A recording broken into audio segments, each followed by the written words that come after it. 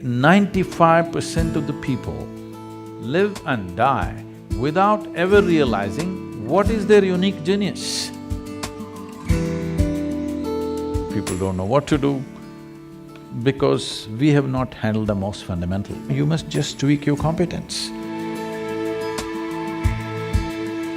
Wherever you are, you will know how to do. You will function to the best of your intelligence and capability.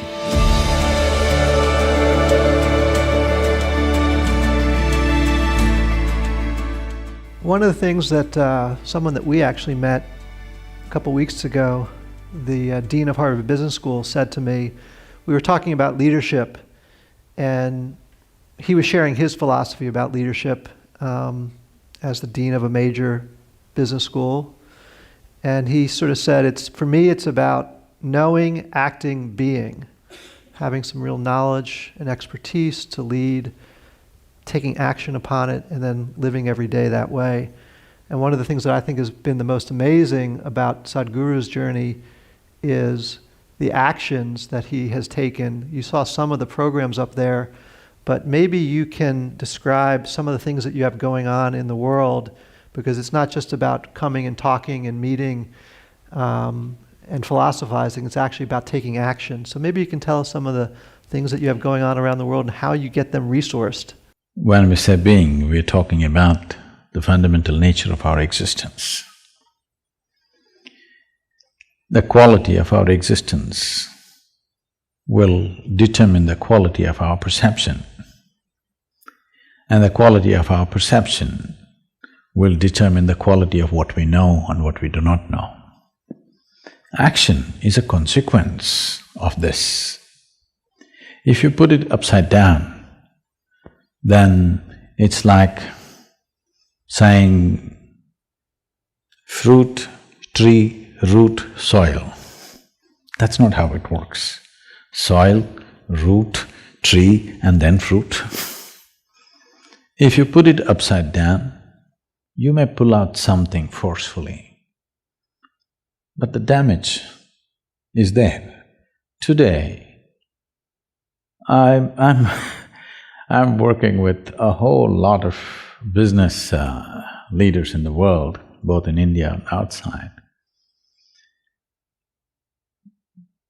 I wouldn't like to generalize this, but I would say at least 60 to 70% of them, by the time they're 45, they're seriously damaged in many ways.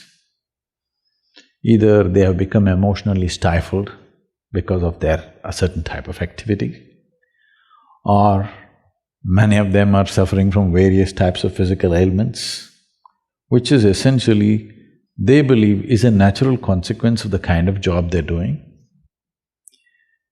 Because you're doing things forcefully.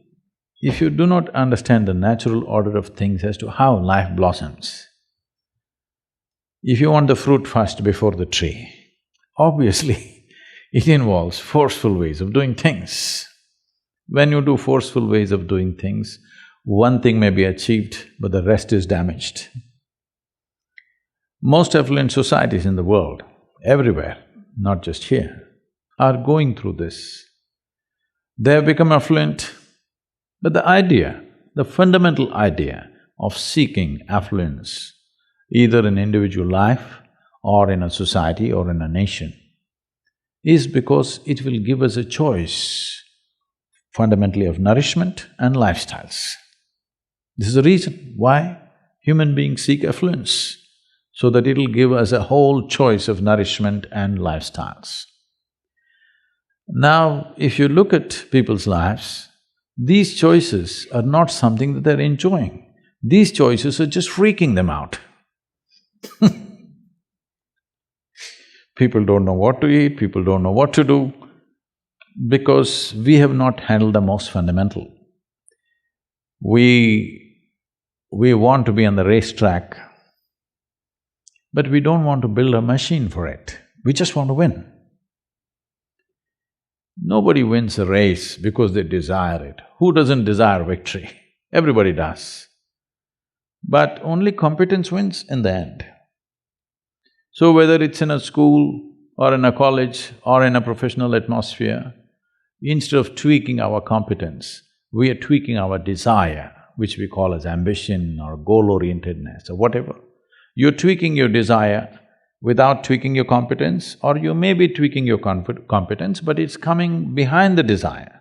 No, you must just tweak your competence. What you can do may be beyond your desire, or it may be little less than that, we don't know. But without tweaking your competence, you're trying to tweak your desire, which causes an unnecessary sense of stress when you do well. Look at the pain of that. You're suffering your well-being.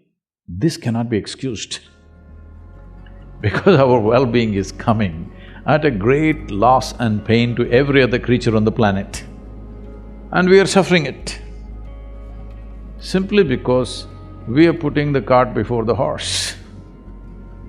So, you cannot do being in the end, doing, knowing and being, no. Being first, how to be. If you don't know how to be, wherever we put you, you will suffer. If you know how to be, whether you work here in San Francisco or you have to work in the Mars, it doesn't matter. Wherever you are, you will know how to do. What will you do? You will function to the best of your intelligence and capability. That's all you can do. In our lives, if we do not do what we cannot do, it's not an issue. But if we do not do what we can do, we're a disastrous life.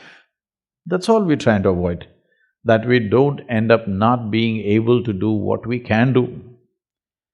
But once you create this unnecessary, completely avoidable stress that your desire is bigger than your competence, without tweaking the competence, instead of focusing everything and tweaking the competence, we are tweaking the desire. Now you're creating a situation where there is stress.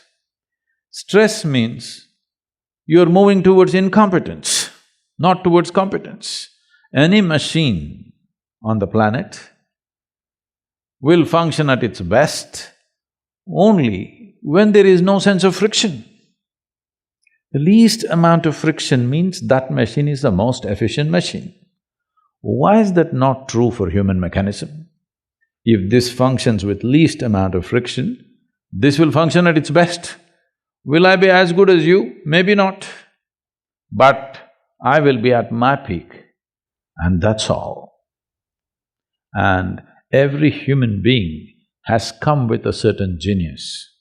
But I would say, because of the type of schooling that we have taken to in across the world, not in any one place, and the way we are approaching life, I would say 95% of the people live and die without ever realizing what is their unique genius. Only 2 to 5% of the people realize the genius of what they are capable of. Rest will all do something that somebody else is doing, they want to do that. They want to do that better than them. That is their idea of well-being. Because of this, a tremendous amount of human genius is simply lost. And that is the biggest crime on the planet, that human genius is stifled because everybody is trying to be in one basket and be on top of everybody else. This is a very rudimentary way of functioning in the world. Unfortunately, that's become the way everywhere. We're trying to do something, but that's in small scale. The large-scale schooling and education and professional seekings are all in this way. We all wanted to get into one basket and be on top of the pile. It's a cruel way to live. If you get there also, you will suffer. If you don't get there also, you will suffer.